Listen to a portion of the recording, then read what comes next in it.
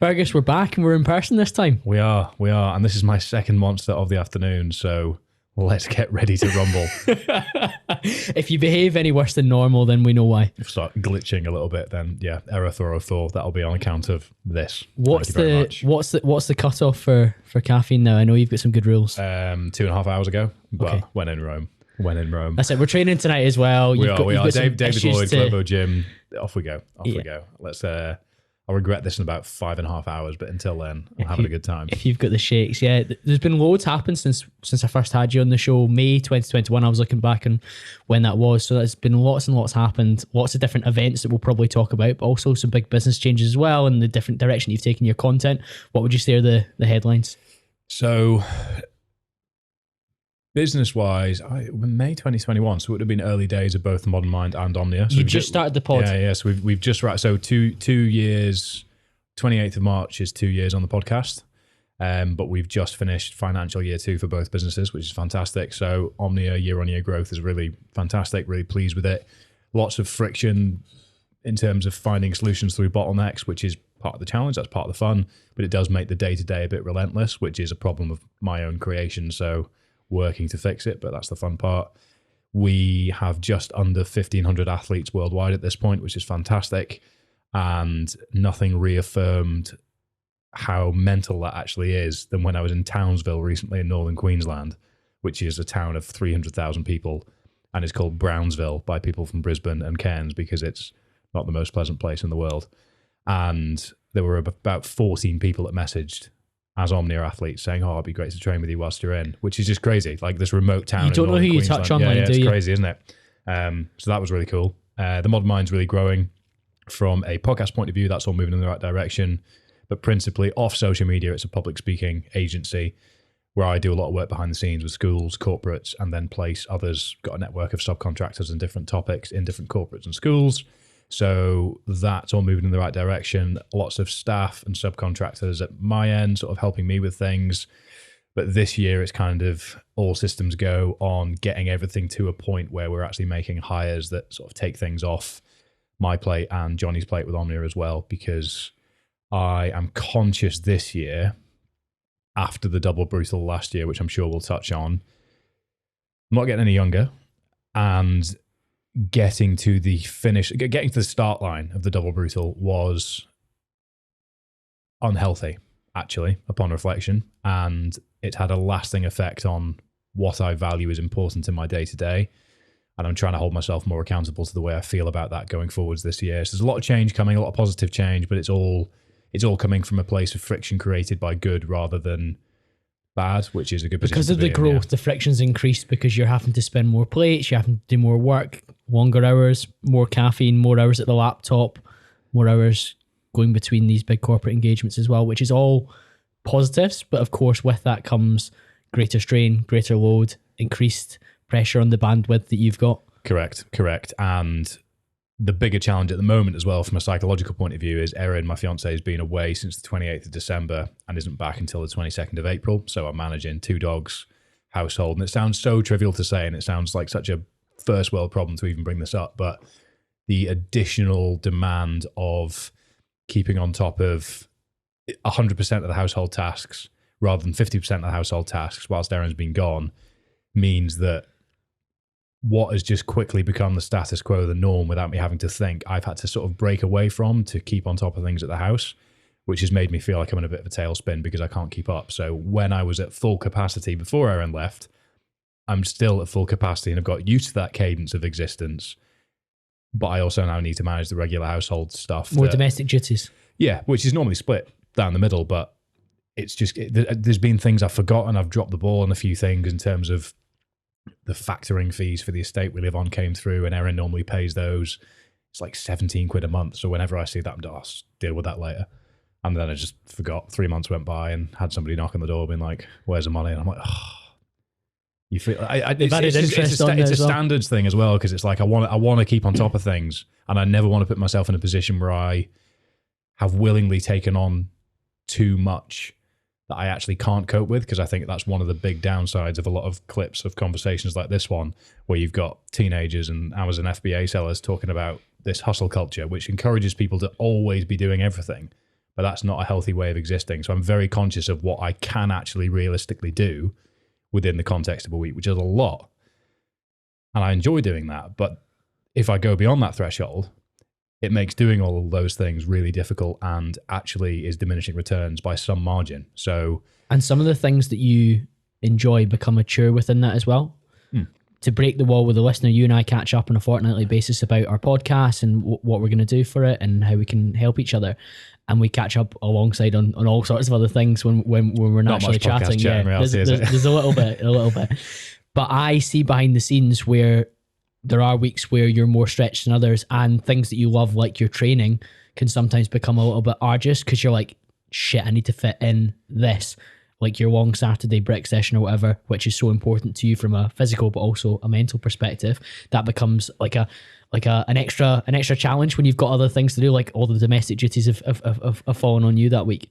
So that's an interesting point to raise, because for years I was so good at protecting that Saturday time, and it was just a complete non-negotiable. It was completely second nature, whereby I'd be going to bed on a Friday night and I'd know that all my stuff was ready for the Saturday morning. And since the slump post Double Brutal, I, rightfully so, took a month or so to sort of the start of 2023 to just sort of go through the motions training wise, keep things ticking over, and kind of got out of that habit of the Saturdays and felt the forward motion of getting a couple of hours of productive work done first thing on a Saturday, and then doing my training sessions because they were a bit shorter than they were normally. So when we got back to 2023 and I was back to normal training volume, and I had a 4-hour run to go and do, I really didn't want to do it. And there were a few weeks where I sort of shortened it, or I did it later in the day. And because I was doing it later in the day, I had more stuff going on in my head because I'd been working that morning, and I lost the mental peacefulness that normally comes with it. And it made me not enjoy the run as much as I normally would because I lost the protection of that time. So that's something I'm actively trying to fix at the moment. And tomorrow is the first sort of scheduled get up, get out the door, get it done. It doesn't matter what the metrics are. Just get 3 hours of solid work done at whatever pace. Don't think, oh, it's terrible weather. It'd be easier on laundry if you just sat on the turbo trainer and did the work there. Get out, get it done, come rain or shine, and just get back into that habit and protect that time. Because if I know it's the right thing for me, but when I wake up and I've got this to-do list of things that are easier to ascribe tangible outputs from, as somebody who essentially trains to contribute to how I make a living, training is a much less tangible output for what the next thing that comes from it is. Which is crazy because of how important it is. Exactly. But it's just the constant stress and the lack of bandwidth I currently have. I'm not glamorizing this in any way. I'm not in the best operational state of mind at the moment. It's something I'm actively trying to improve. So I think the main thing is I need to really refocus the priority of my week 2 training first, business second, because then the metrics that I spend more time thinking about are the healthier metrics, which are the ones that cause me less stress, less obsession, less last thing you think about before you go to bed, first thing you think about in the morning. And that makes it easier for me to get all of the things that I'm doing within the context of a week done, which actually makes the outputs the same for less overall time committed, which makes me happier, healthier, and more productive overall. And I'm not in the camp of thinking that sweat equity or how many hours a week do you work is any sort of metric of... It's not a valuable metric. It's not a valuable metric, but I found myself kind of just in this relentless slog of just doing everything all the time recently. And in doing so, I've kind of lost the structures that I know are good for me. And I've not completely lost them. It's not like I'm in a tailspin, but I just know there's a few things that I can consciously improve on that just on a day-to-day basis, I'm deprioritizing certain things in place of another priority. But then I know intrinsically what's actually good for me is I should have done that thing. So growth in other places is sacrificing growth personally. And I think what's best for me long-term, and arguably what's best for everyone, is shifting that a little bit, because with that will come that. So lots of reflection at the moment. How helpful is it for you to verbalize it? Very, very. And this is probably why I'm struggling with it a bit more, because Erin's not around, and where we live is about half an hour away from where most of our friends are. We don't have any friends nearby, so and to be honest, I've just got into the habit of living life in my own way and conversing with my dogs more than anyone else, which is quite an unfortunate thing to say out loud, but it is what it is. When we talk about it on a Friday afternoon every second week, I can see the cogs turning, and then when we catch up in 2 weeks' time from that, I can see what's moved and changed during that period. But equally, you're mentioning this business growth element. If that like takes a jump during that 2 week period, some of the intentions that you've set for focusing more on the personal growth almost goes on pause for a little bit, because you're like, no, this next ceiling's coming. Yeah. This like some of the YouTube stuff that's been happening over the past month, 2 months has been so exciting for you. But of course that requires more work, albeit you've got a great team behind you now. It still takes more of your effort maybe than you would hope. It does. And I've kind of explained my current situation is a little bit chaotic, probably more chaotic than it actually is in reality, but I'm just very hyper aware of these things because I know what's good for me. So I therefore try and ruthlessly hold myself accountable to those things because I know what lays on the other side if I don't over a prolonged period of time. So I don't want to sit here and seem like I'm having a sort of a breakdown from the norm, but it's just that I know there's certain things I can tweak that's within my power that I can do better on. But then again, the flip side is I don't want to be hard on myself for feeling that way currently, because I know that the way I'm currently operating means that things are growing. So it's kind of from a personal point of view, where is the value? And as you've said, in a 2 week period, an opportunity can come along, which is exciting. Oh, Call, this happened. So yeah, you know how I said I was going to do more social training sessions? Put that on hold. That didn't happen. Or you know that swim that I said I was going to meet somebody for? It didn't happen. I feel attacked. But yeah, essentially that is the bottom line. That is the bottom line. But that's one of the most interesting conversations that we have, because the similarities that you and I have when it comes to making sure that we tick certain physical boxes, albeit yours on a totally different scale to me. It does mean that sometimes you cannot fit in some of the things that we know that are good for us, whether that is the session that you and I are going to go for this afternoon, which is not quite perfectly on plan for either of us. But it doesn't really matter in the grand scheme of things unless you've got something like the double brutal, the Goggins run, whatever we're going to talk about during this. It's funny how the personality types that we have lend ourselves to kind of relentlessly smashing the routine, but then knowing that if we could fit in something that ticks the routine box in some way, but also gives us some of the other benefits like connection. We'll probably talk about vasopressin. We'll probably talk about endorphins, some of the stuff that we learned from TJ Power when we both interviewed him as well. It's very funny how we recognize that, but sometimes we don't take action on it. Correct. And I think the harsh reflection from my end at the moment is whilst Erin's gone, work, stress, pressure is ironically a coping mechanism for me day to day. I don't really know how to fill my time if I'm not suffering in some capacity, which is very hypocritical of me to say because that's my main criticism of Goggins. But when I say suffering, I don't mean like I'm not enjoying this. I mean, if I'm not feeling under pressure. Effort, you feel yeah, but even like effort needs to have a purpose. Otherwise it feels a bit arbitrary. Which is why, without a big training goal, going out for 6 hours on the bike, I stop enjoying it after about 2.5, because then my head starts to go to commercial things or, oh God, the dogs are on their own at home. I feel bad.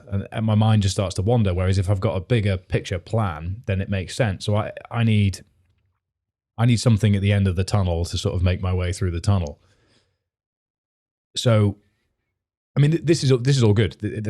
These reflections are all good and positive from my end. So I don't want anyone to be thinking your self-awareness is genuinely excellent, and by verbalizing these things, what I would call early, you do prevent the situations you've ended up in previously when you didn't talk to anyone about these things at all. Yeah, and that's the biggest lesson. And you know what's just the timing of this is hilarious that we're on this topic of conversation, because Metallica are doing a world tour this year and next year, and we scrambled like mad to get tickets for somewhere in Europe, going at the end of April to Amsterdam, myself and Erin, which I'm very much looking forward to. Well, I am. Erin might not be as much, but we'll wean her into it. And for some reason, wasn't born in the 80s, but they have always been my favourite band. There's just something about them that just throughout the age of Scuzz, Channel 364 on Sky, I remember it well, when I was growing up, come home from school and just put that on and just kind of sit there, which is a strange concept now, but always been something I find value in. And when I was suffering with depression 2014 to 2016 and afterwards, I kind of found the trip to and from the gym, time in the gym, they were always the soundtrack to it. So there's a lot of associated memories. And yesterday I was working and just found myself listening to a live set they've done. And then a song called Fade to Black came on, which is a song about suicide. And the lyrics in it are not something I'd really actually thought about much since when this memory came back yesterday, 2016. I actually got quite emotional last night listening to the lyrics and actually picturing myself at my desk in Newcastle when I was at my lowest period, understanding the lyrics for what they were, which was essentially a reflection of the state of mind of someone who was suicidal. And I remember back then how much I identified with those lyrics, that like the gym, the identification I found with that, or the coping mechanism that I found through training, allowed me to suffer for longer. And I didn't remember how valuable that was until last night. It was kind of like a dream that I was living through. And I think that's why today on the drive here, I'm so hyper aware of my current approach to things, because I know, I mean, I'm two caffeine dosages deep, but also I'm very hyper aware of knowing that if I let the intensity of my personality and the way that I do things spiral out of control, it can very quickly go in one direction, which is why I'm conscious to be so hyper aware and have these open conversations so that I can nip it in the bud before it gets out of control. So ultimately the point there is, right now I feel like I'm at a critical point in life in general, everything, the direction that we're going in this year. There's a lot of strategic thought going into it. From a social life point of view, I'm thinking about things differently. From a way I want to spend my time with Erin when she gets back, I'm thinking a bit differently. From how I want to spend my money, I'm thinking a bit differently. From where I want to invest, how I want to build a team, what I want the future to look like. I feel like at a real crossroads all at once, which is great. But with that crossroads comes a lot of what ifs, thoughts, what's the right decision? Is that investment going to pay off, or is that a risk? How do you feel about that? Is that person the right person for this? Should you spend money there? Should you spend money there? Is this the right event to do? Is this the right partnership to follow? Is this the right conversation to have? How should I sacrifice that weekend to go and speak at that event? All these things, there's a lot happening at once. And that's why without having Erin around, it's very front of mind at the moment that if I don't keep on top of the honesty around these things and the constant self-reflection, I'd be in big trouble. So if I hyper-masculined this one and got my head down and just sort of suffered through it as Brits would traditionally do, as a version of me used to do, I'd be in big trouble right now. And that's something I'm proud to be able to confront, but simultaneously, I'm conscious that that's why it's so important for me to get on top of where priorities lie, because once I've got those structures reestablished, I will have more control over the day-to-day to make the right decisions and just improve my general day-to-day happiness. Which is not to say that I'm unhappy day-to-day, but I'm just conscious that some days the pressure can feel quite overwhelming. Without Erin around, I feel quite alone. And it's a case of how does this fit into the bigger picture? Why are you feeling this way? What can you do to improve it? How do you take action on that? That's the constant question. And those are the things that are actively happening right now. But on a day-to-day basis, there's obviously work to be done to find the right person to fill this gap, or money to accrue to pay that person to do X, or to invest here, that sort of thing. So, and time to find to make the lifestyle design changes that you're probably looking to make as well. So before I get onto that, first of all, thank you for sharing that story around Metallica sat at your desk in Newcastle at your very lowest point. And it is funny how music brings us back to different feelings and emotions. Years ago, I feel a bit sort of thinking about it now, a bit teary right now, because it just, last night, it was like I was there. I was sat there, just living in this room in Newcastle again, thinking, fucking hell, I'm back in my own head in that blurry period of time that I've just managed to effectively block from my mind. And I don't know, it's just that what's surreal is I've got through that, and I'm seeing them in a month with Erin, who I love very much. And it's just the pride that comes with that. But then it makes everything else, stress and pressure-wise, feel so pointless. It sharpens the mind though, Fergus, which I can see how you're ticking over today in terms of, look, these things are coming to head. I'm at a crossroads in these particular areas. Let's make these right decisions so that in 6 years' time from this period, you look back and you're like, I was listening to that song at my desk working, and it just took me back to 6 years hence. And now I'm in this particular place, and I made those right decisions to make the business work in this way, to bring on these particular people, to live in a way that was intentional with my partner when she's back from Australia. And you'll probably be smiling and maybe getting goosebumps during that period too. I will. I did go and see her recently. That's why I was in Townsville, of all places. I didn't just go to Townsville for a jolly. But so she left 28th of December, and I went over to LA for a couple of days, and then Northern Queensland most of February, then a couple of days in LA, Sacramento, before back over to the UK. So I was gone basically the whole month. And even that was what that did for me was make me realize how stuck in the routine and the structures I have become over the past 2 years, at a potential loss for things like social life, travel, exploration. And whilst I wouldn't have changed the way I've existed for the past couple of years, because everything I've done is compounded and no regrets in the way I've spent my time at all, but I now have the power to not continue that. That doesn't need to be how I operate moving forwards. And I do feel like I've sacrificed a lot in terms of social life, in terms of, I don't have any hobbies.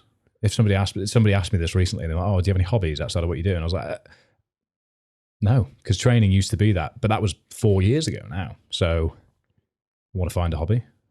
That's part number one. We're going to play more golf. We are going to play more. We are going to play more golf. Single digits, maybe. Might get back to single digits. Might not. Probably won't. Honestly, some of you can probably imagine this, but Fergus can hit a driver so far, it's actually terrifying. That's all I've got. But yeah, after that can be a bit shaky. Yeah.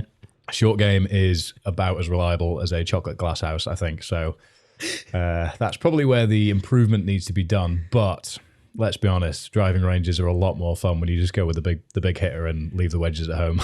Yeah, exactly that. But I think there's a percentage of people that will be listening to this that share the personality types that you and I probably have, where we can get stuck in a routine and not it be monotonous, but it be relentless.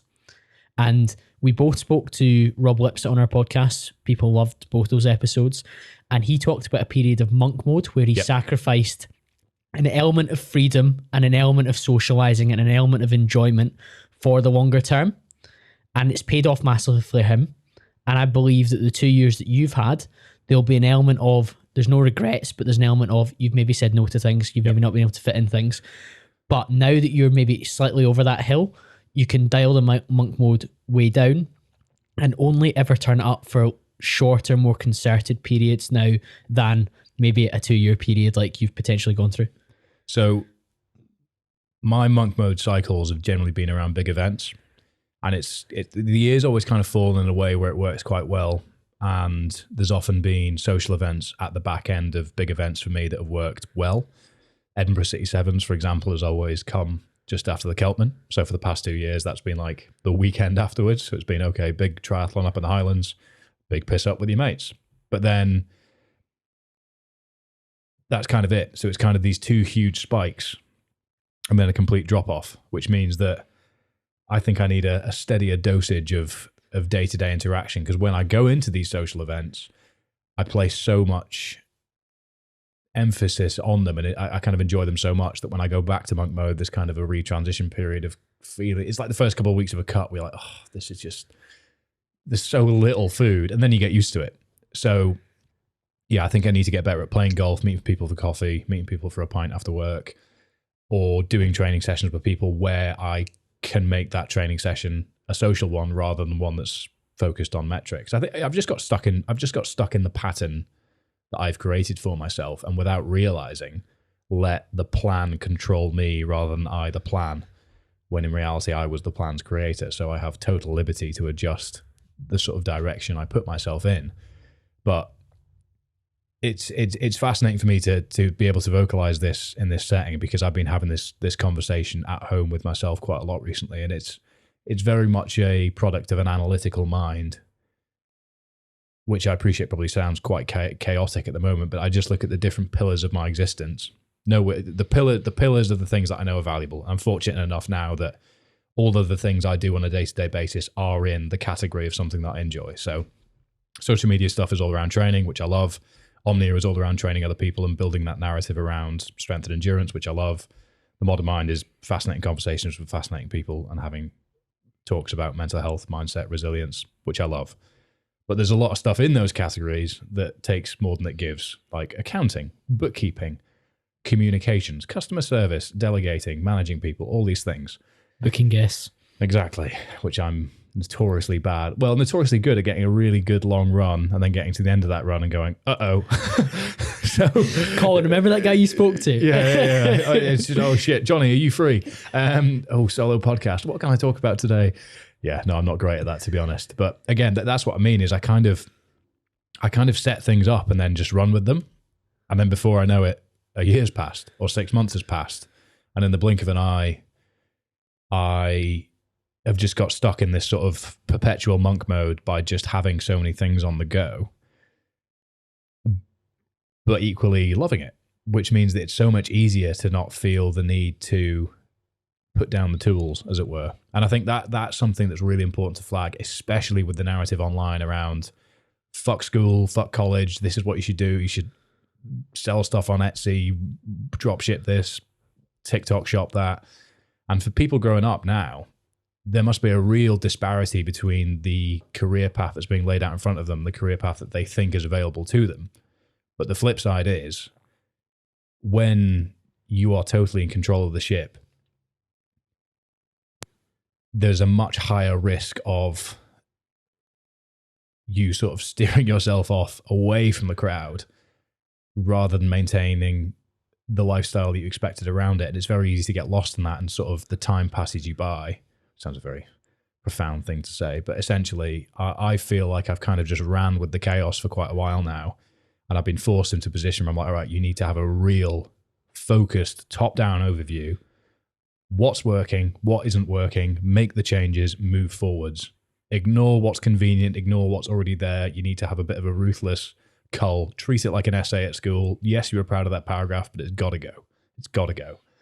And there's not many things like that, but it does mean that I find now on a day-to-day basis, I'm much more excited about this year, knowing that I'm working to create the structures to get the best out of myself, and acknowledging that maybe I've changed a little bit. Maybe there's some things internally that have adjusted, and I don't need to tie my identity into certain things that have been a stepping stone on part of this You've done journey. that before, though. Yeah. Rugby player, powerlifter, endurance athlete now, business owner, podcast host, YouTuber. There's lots of different identities you've got now.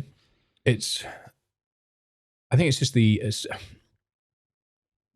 the long-term thinking for me, because I'm very, very excited to be a dad, very excited to have a family. We'd like to live rurally in Scotland, have land, maybe a Highland cow. That'd be cool. Just an expensive pet. We've already got a French bulldog. Nothing could be more expensive than the French bulldog's vet bills. So a cow is no different in my mind. But there's kind of an aspirational pressure that comes with that, though, because I think the more that's invested elsewhere, the more growth that comes, the more fear and risk associated there is, which means everything feels like if it all came tumbling down, more comes tumbling down, which is something that I think not having Erin around on a day-to-day basis to sort of stop the, not spiraling thoughts, but just the sort of the what ifs perpetuating in my head.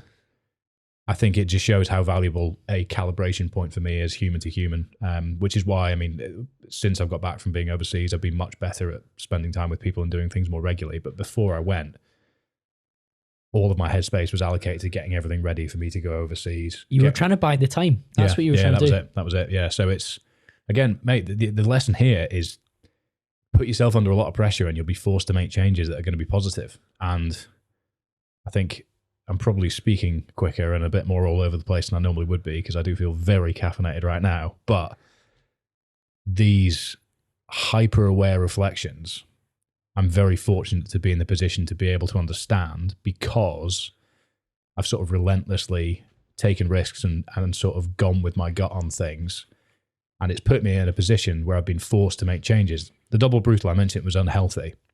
And I stand by that. I'm very pleased that I did it, but I stand by the fact that I wouldn't recommend the way I approached it to anyone.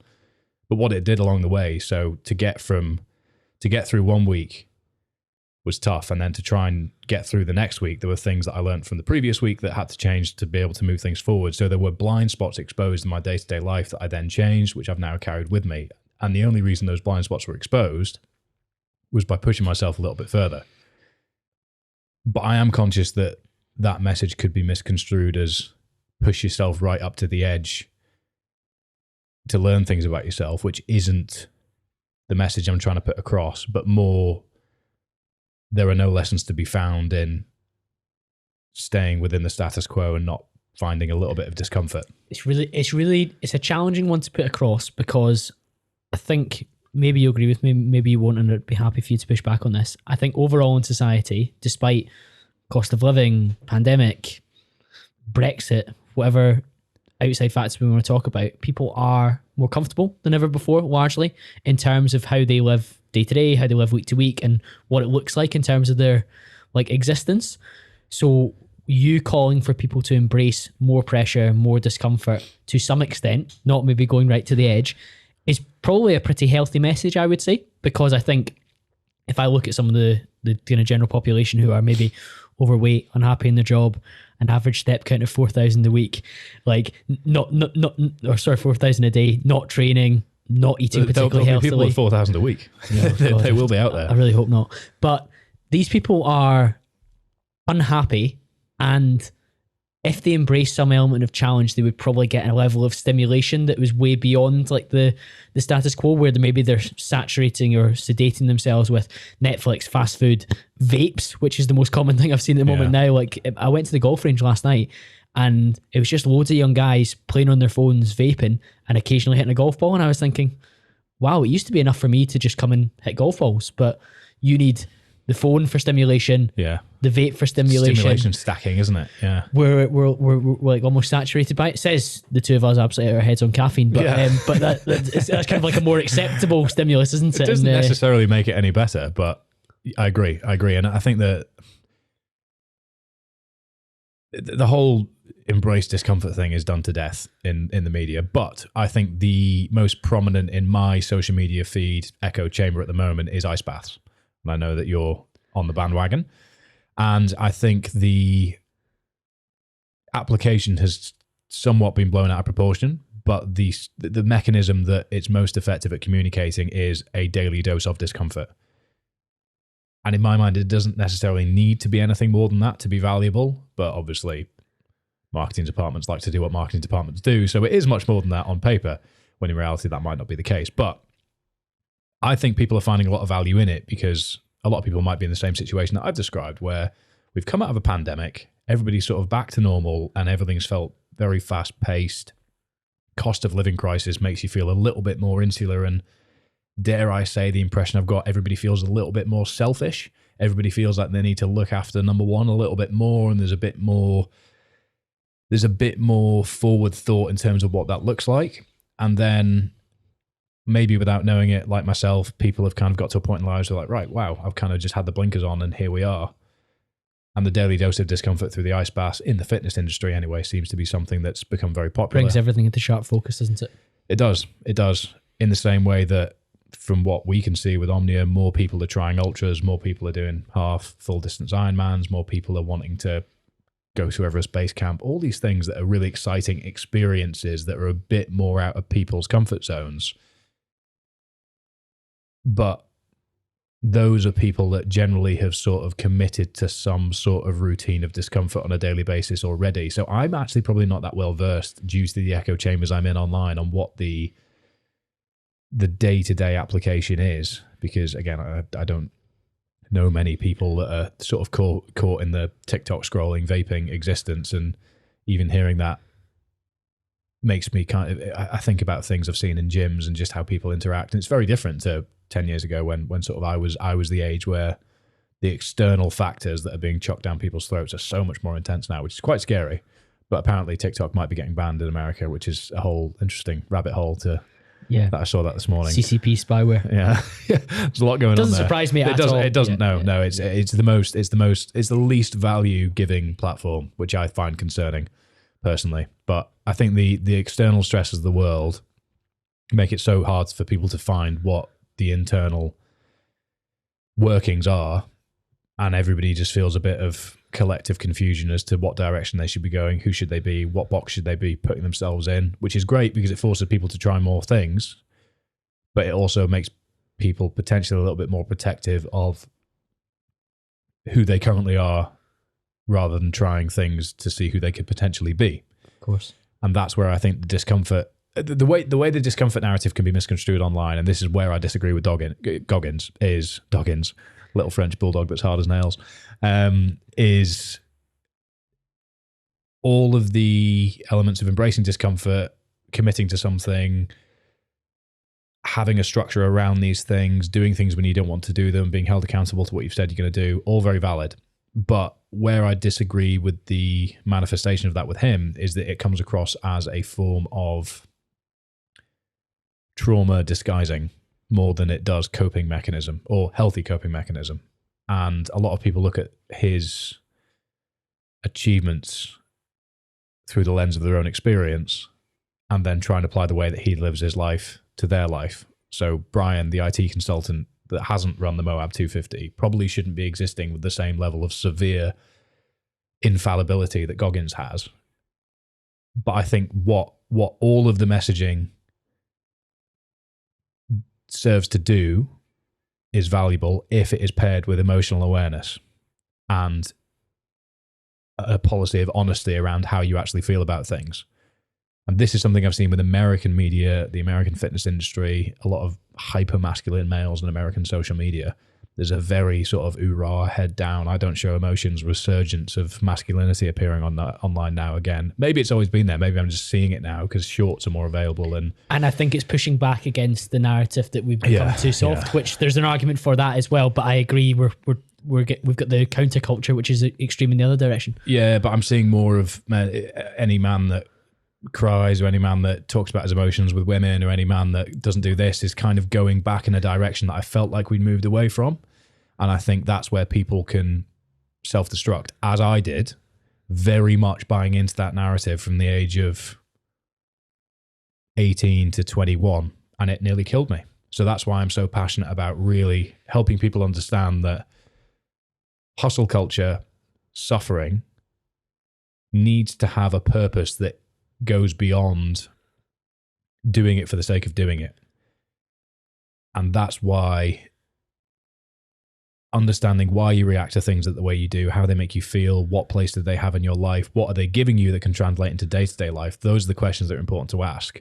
Because I think we can get stuck in patterns of doing things because this is what we do, rather than doing things because they give us what we hope they should.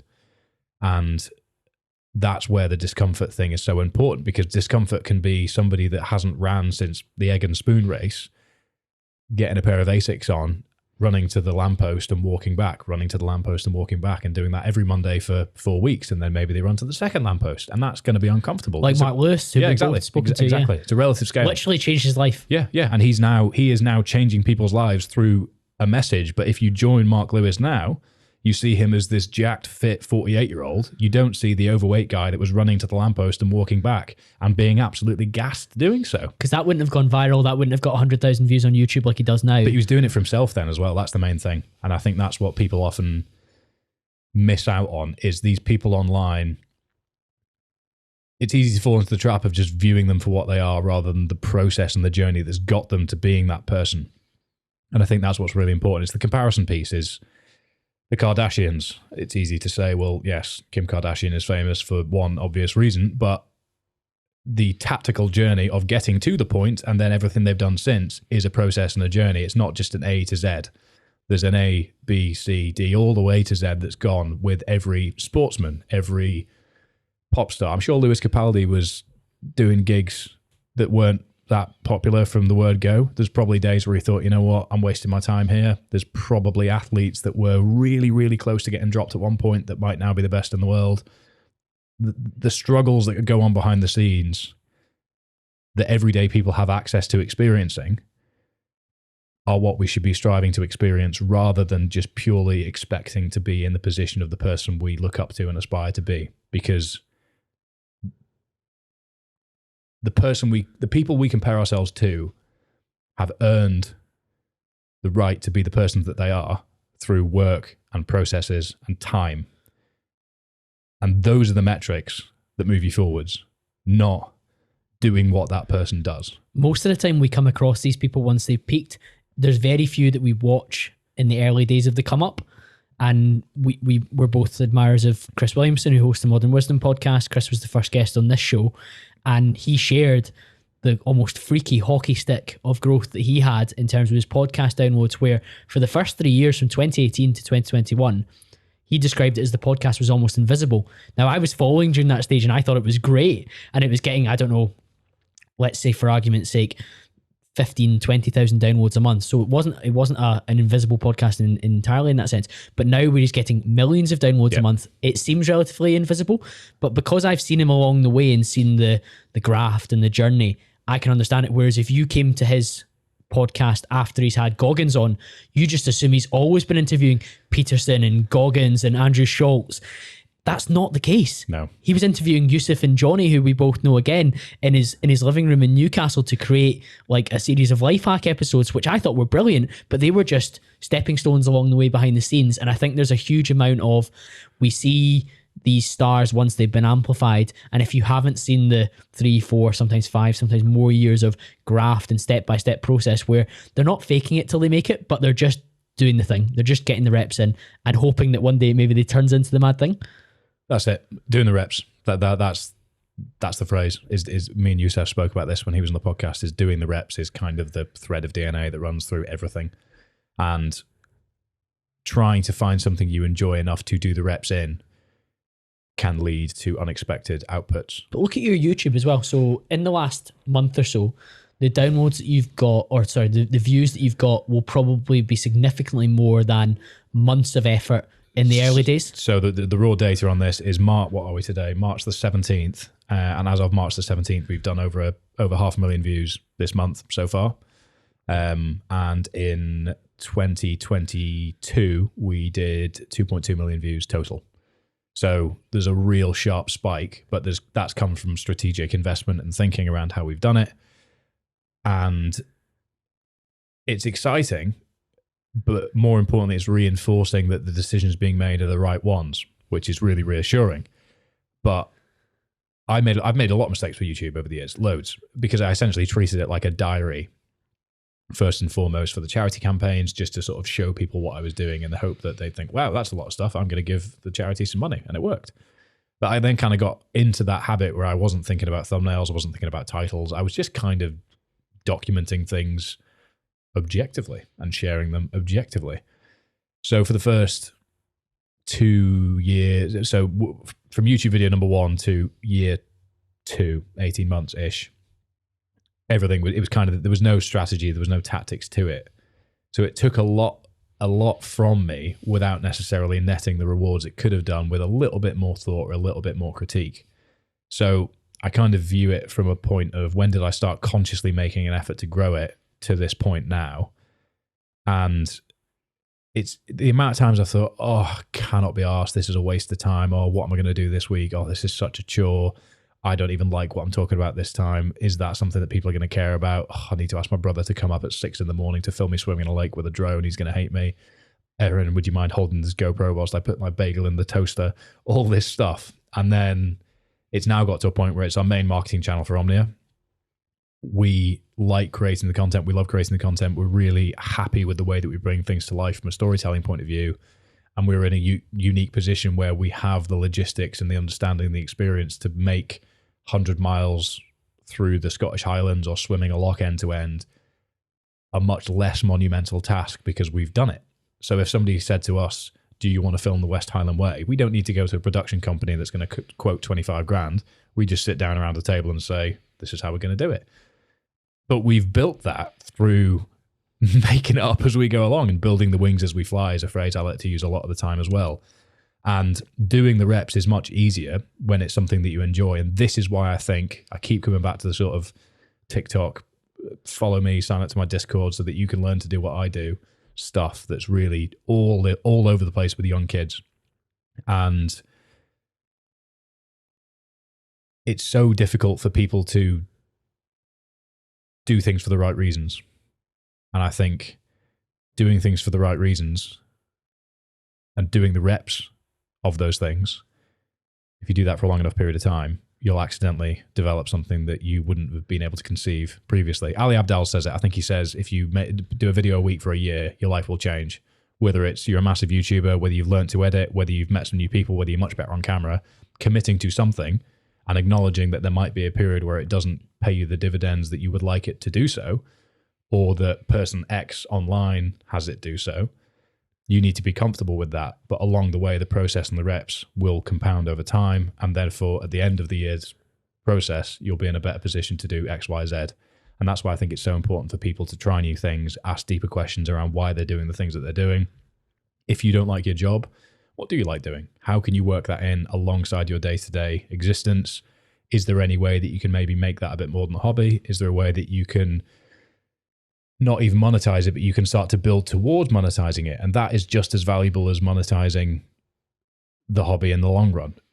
If you enjoy making art, make shitloads of art and give it away to your mates, give it to your family members. And then one of them might have a very wealthy friend turn up for a dinner party one day and say, wow, what's this? Oh, it's an original Jack Macintosh, for example. And then before you know it, you've got your first customer, and then you've got an Etsy store, and then wow, everything's gone crazy. But you're not going to know unless you commit to step number one. And that's the hardest, get better hardest at it piece. and see what happens. Step number one's the hardest thing for people, is that they don't have faith that doing the reps is going to lead anywhere.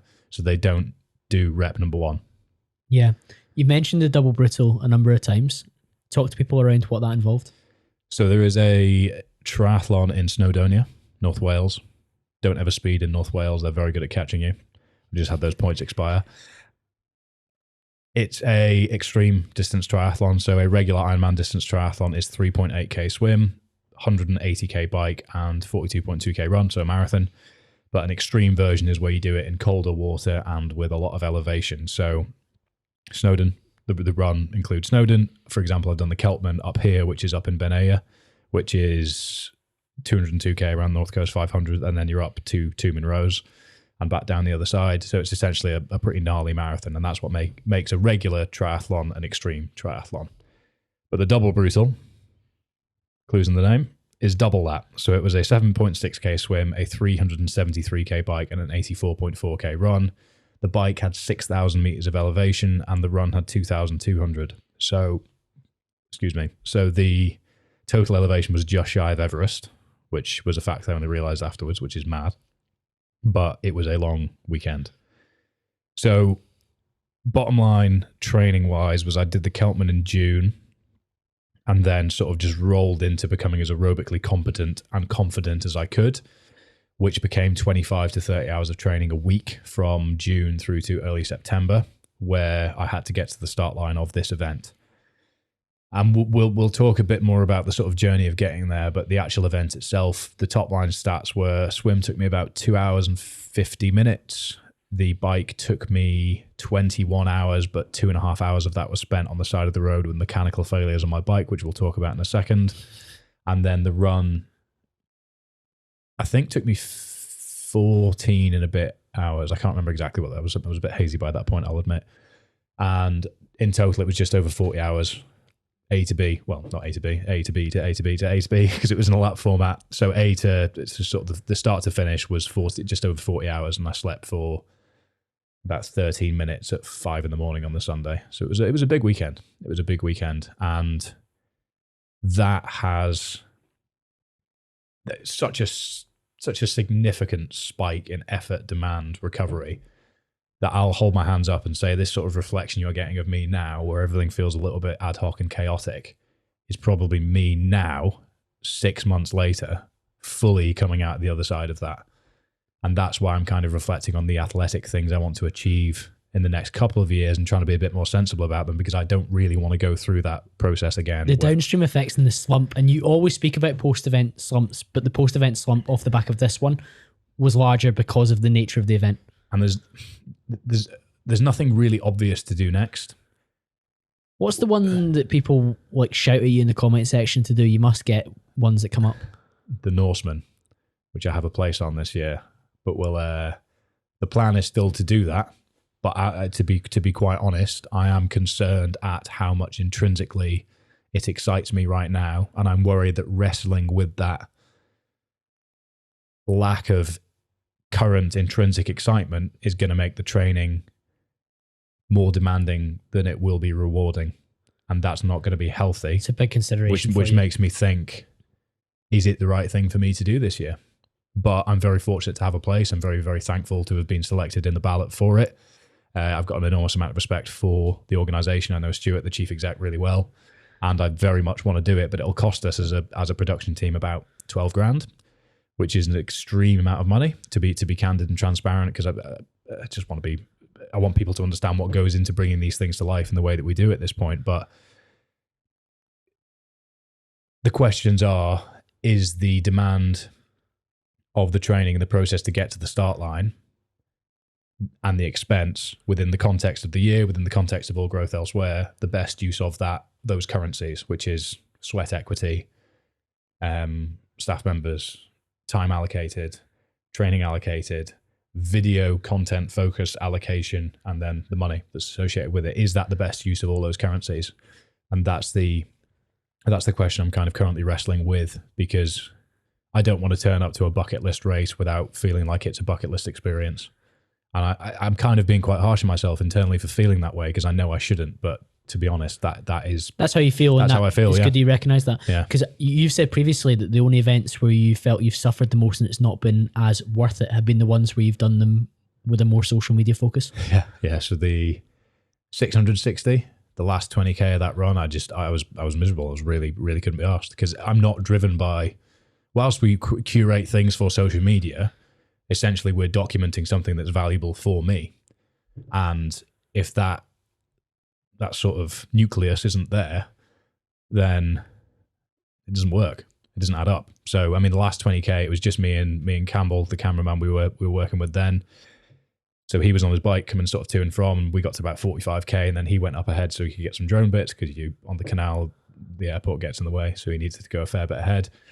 And I sort of had an hour and a half, 2 hours where I was just like, I'm just doing this for a YouTube video. This seems pointless. Why are you suffering through this for a YouTube video? And I got to the end, obviously, because it's kind of in my mind to do so, and I was thrilled that I did.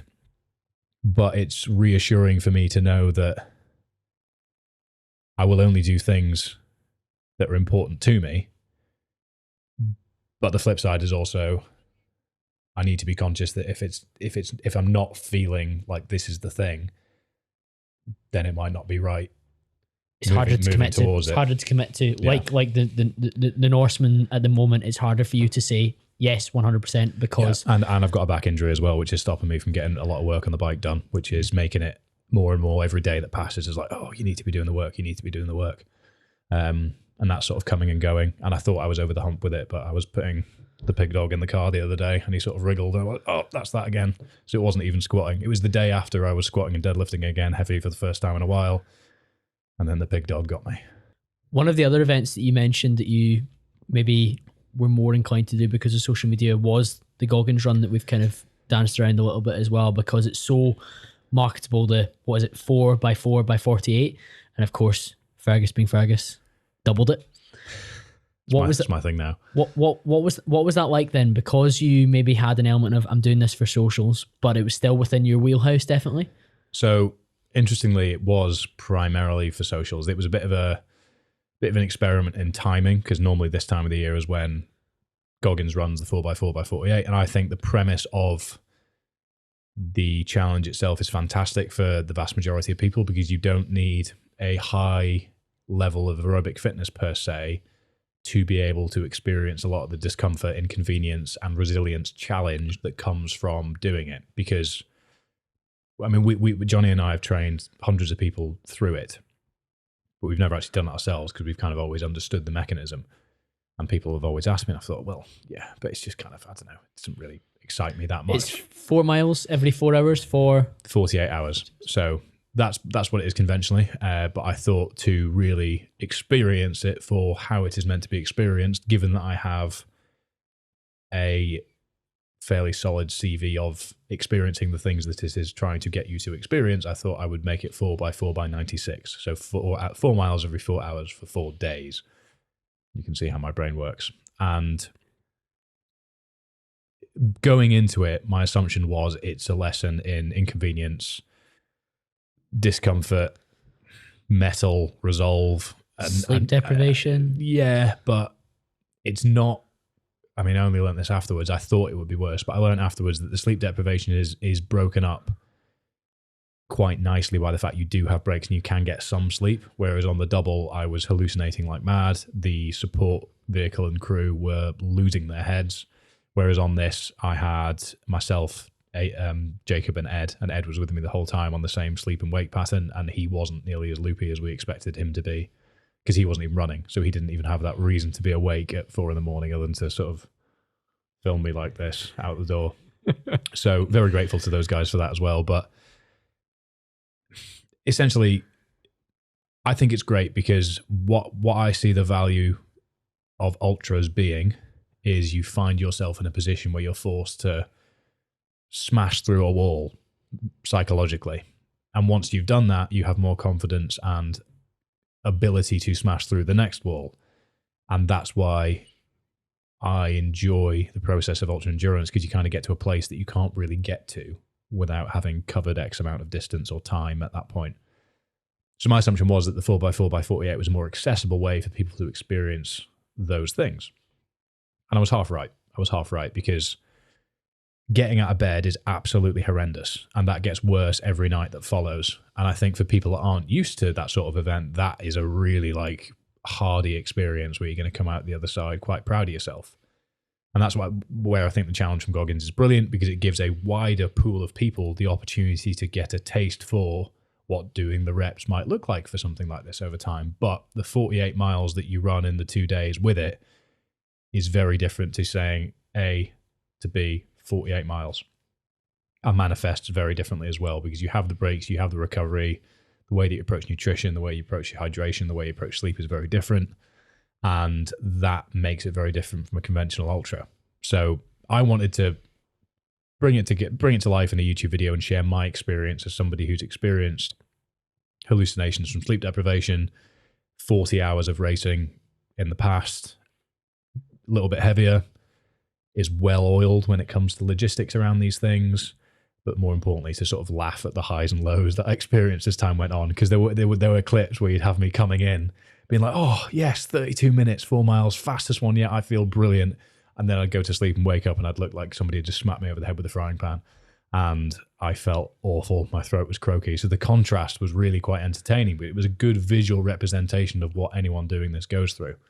So the premise of it was, yes, right, let's do something for the sake of trying to grab attention on social media, on YouTube specifically, but get a clear message across, which was what we've already discussed, which is I think that Goggins' message in part is fantastic, but personally, having experienced that head down, full send, no days off, stay hard mentality, if you don't have emotional awareness that runs beneath it, it can lead you into a pattern of self-destruction that can become quite negative. So I really want to get across that message, that enormous respect for everything he does, everything he's achieved, but whether it's marketing or otherwise, his most recent book promo, he held up his book and said, I'm not proud of many of my achievements, but I'm proud of this.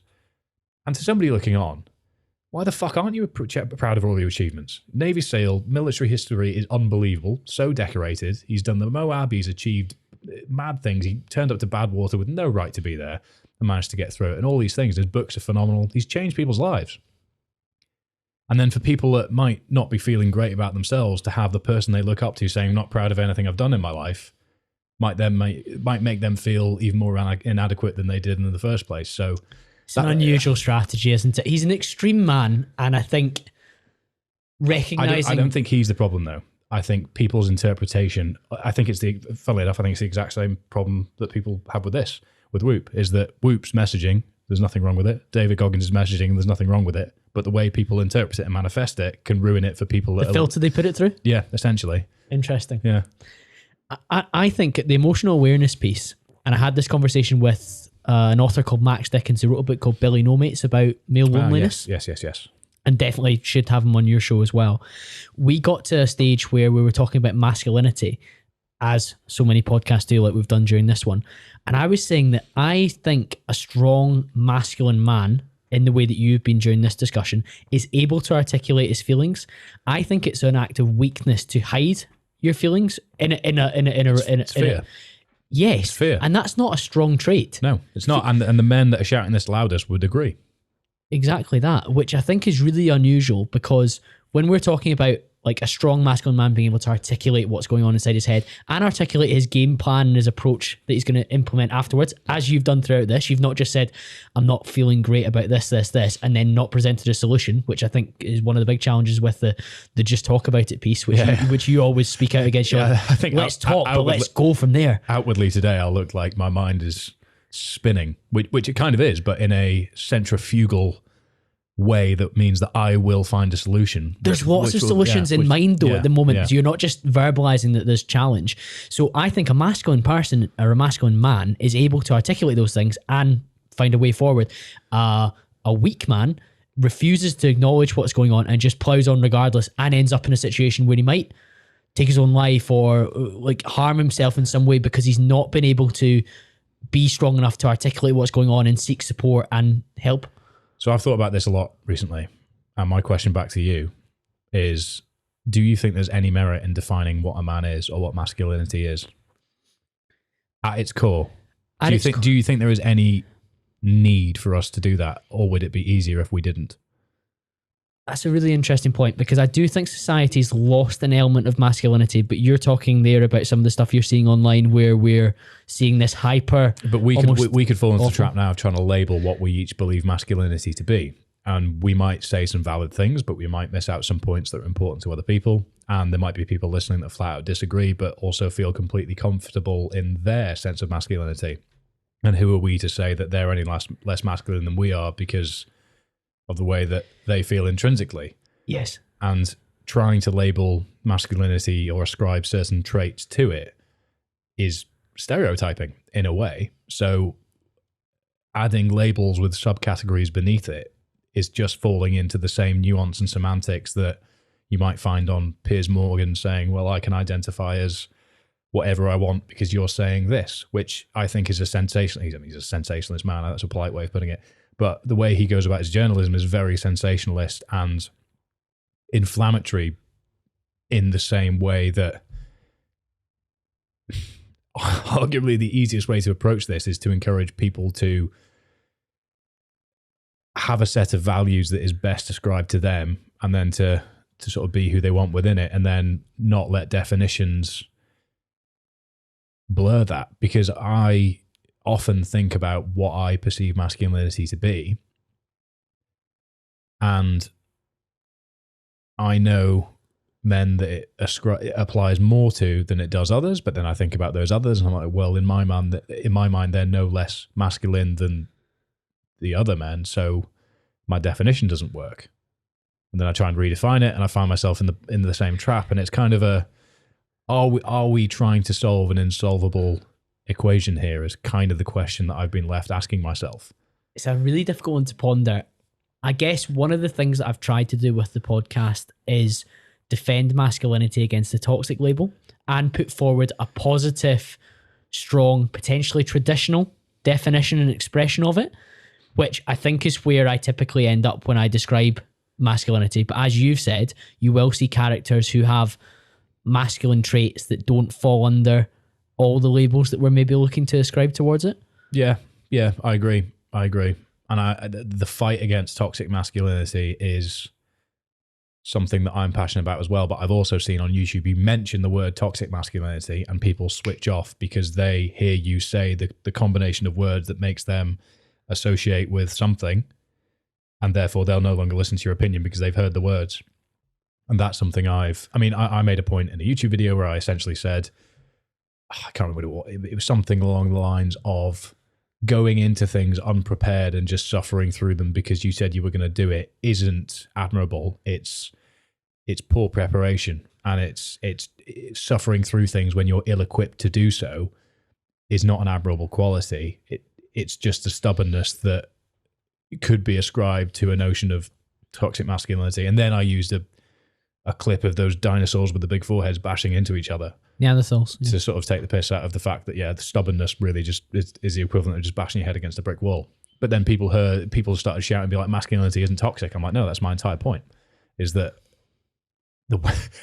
if you let your masculinity bring out qualities in you that don't serve you well because of your arbitrary definition of it, then that is a toxic relationship with an external definition. But the question to be asking is, what are the values and the internal considerations that compose the way I feel about myself as a man, and how do I act in accordance with them so that I can feel comfortable with being the best version of myself as a man? And that might look completely different between you and I and somebody outside on the street, and that's okay. But I don't think there's any merit to trying to tell somebody who's perfectly happy in their own skin and feels like they're just as much of a man or just as masculine as the next person that they're not, because they don't fit into this tick box of traits and categories. I do think there's an element of softening going on. I do think there's an element of entitlement that's spiraling a little bit out of control. But is telling people that this is the box that you should fit into to qualify as X the way to solve that problem? I don't think it is, personally. And I don't have the solution, obviously. But I think there's too much, and it's something I'm guilty of, and something I'm constantly thinking about is there any merit to trying to define masculinity? And I think if I was to boil it down, my definition is having responsibility to be who you truly are, and that's it. Yeah, I think that definition can definitely work.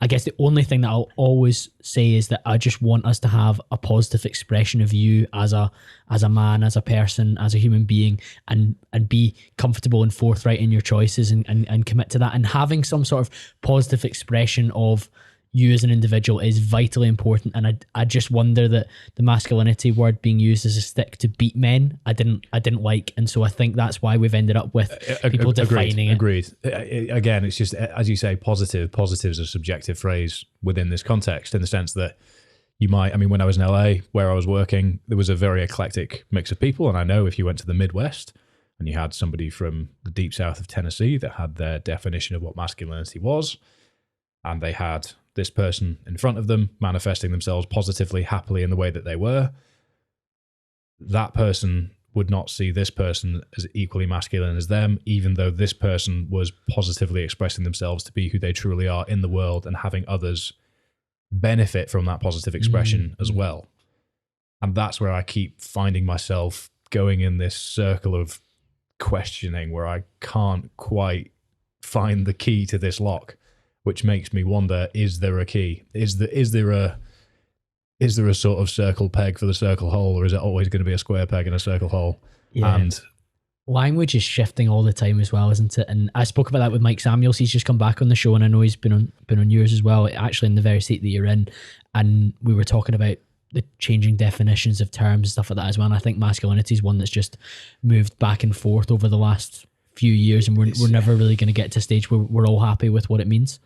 But the more it's questioned in the media, the more it makes people that aren't quite comfortable in their own skin question themselves. And that's only doing damage to society. And I mean, the sensationalism of media post-pandemic has got a little bit out of hand, in my opinion. I think it's an element of them trying to keep control, though, because I completely disengaged with it. Oh, completely, yeah. I tell my mum off for having the news on. She just has it on idly whenever I'm at home. Habitual, isn't it? Yeah, just ask me. When was the last time you read the newspaper as well? Genuinely no recollection of. You don't buy one habitually anyway. No, you're not a subscriber to a newspaper. I don't know if I've ever bought a newspaper other than when I got the pig dog when he was 14 weeks old, and I needed some newspaper to put under his bed in his cage, and I didn't read it. I bought a newspaper for a dog to piss on. So there you go. That's my opinion of it.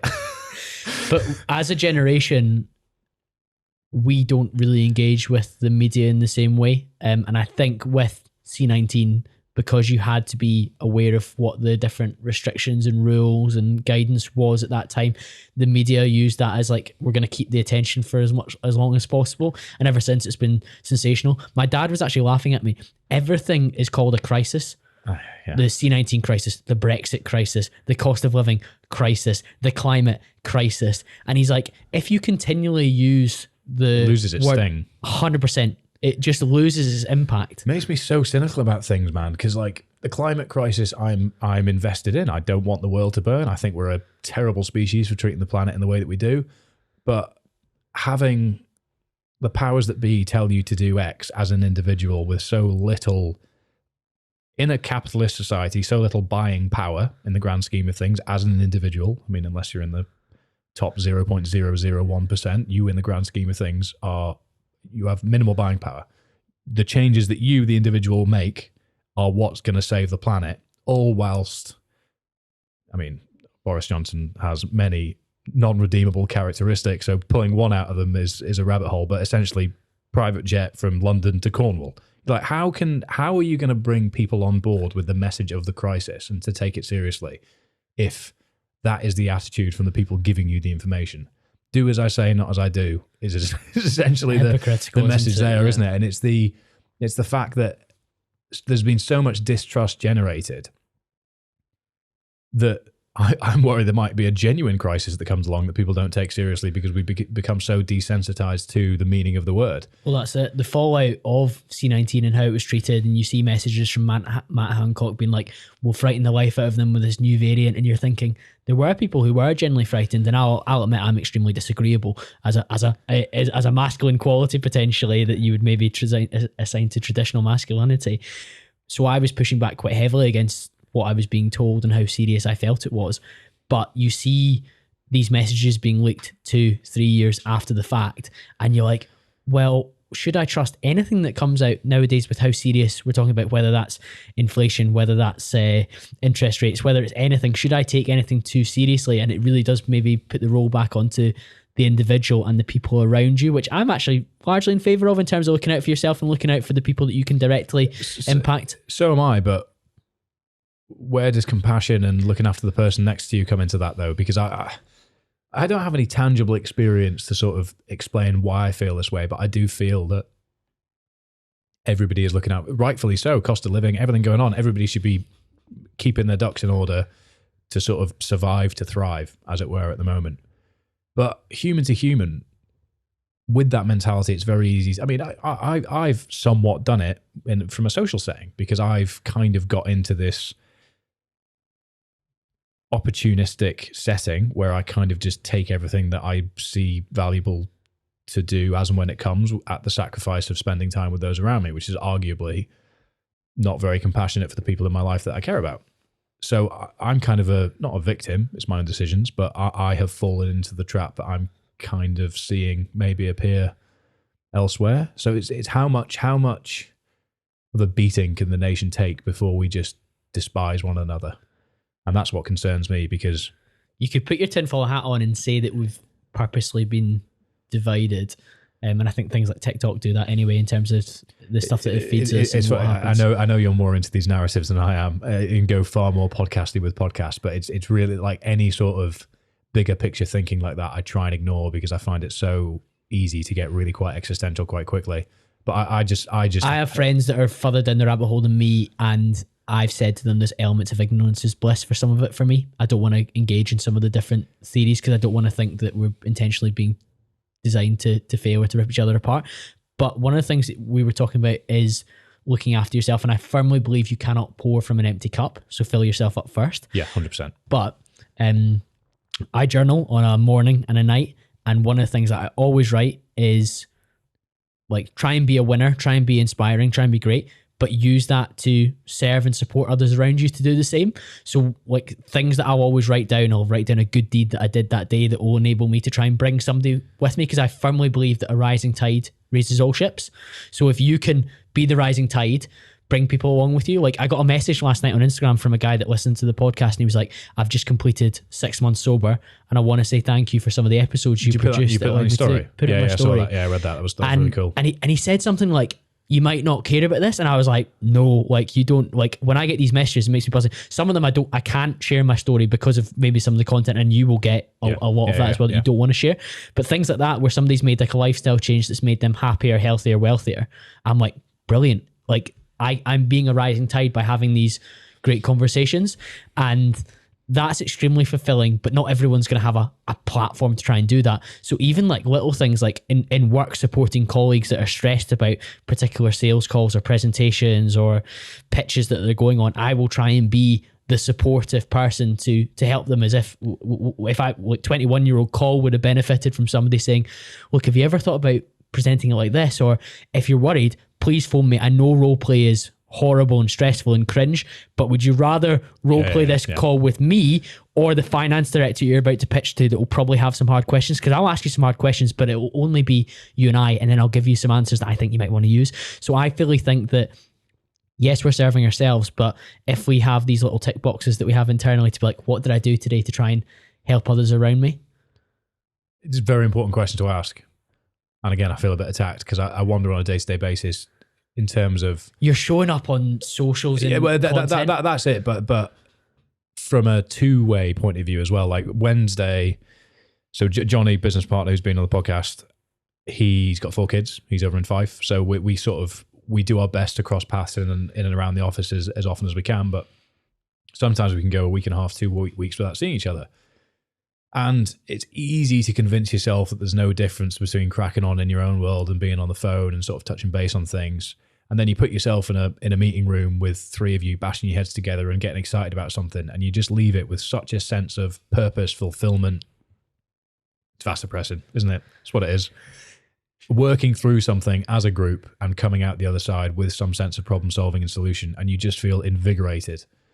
And that's where, from a selfish point of view, I know I need to do more of that, but I also know that if I'm doing better in that side of my life, I will be better for the bigger picture stuff that you just mentioned. And it's one of the things that I miss about the sort of earlier years of the social media presence that I had, which was building the charity projects, because it got to a point where, whilst we're very, very proud to have raised over 100 grand, fantastic impacts and community engagement along the way, and something I'm very proud to have done, it was completely unsustainable in terms of me. It was just completely overwhelming. And the scale for that, if I didn't drop off that scale at that point and sort of take the time to fill up my own cup to go again, because that is ultimately the plan. I want to do one big project nationwide, involve as many people as I can, raise shitloads of money in one bash. But the more that I can do now to build the structures and the team to make that easy to execute, the easier it will be to execute to the best of our abilities. But I do miss the impact pieces along the way, because right now my focus needs to be elsewhere. And I know why, because it's part of a bigger tactical picture. But I also know how much value I get from meeting new people, having interesting conversations, and engaging in exciting conversations. And as I've said, I'm bad at actually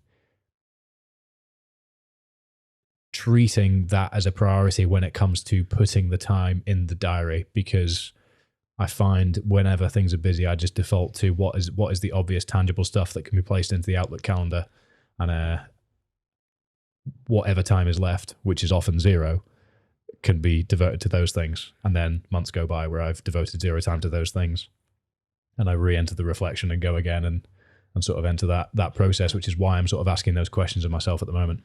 As one of the last things that we'll talk about then, what can we nail you down on, and things that you think that you're going to definitely introduce that maybe people are listening are like, that's a really good point. I've struggled with some of the things that Fergus has struggled with. I'm going to try and implement these into my calendar as well. Yeah, so Erin and I have moved. We're a little bit out of Edinburgh, so we're sort of in Midlothian, in a residential area. So there's nothing really around us. There's no walkable artisan coffee shops.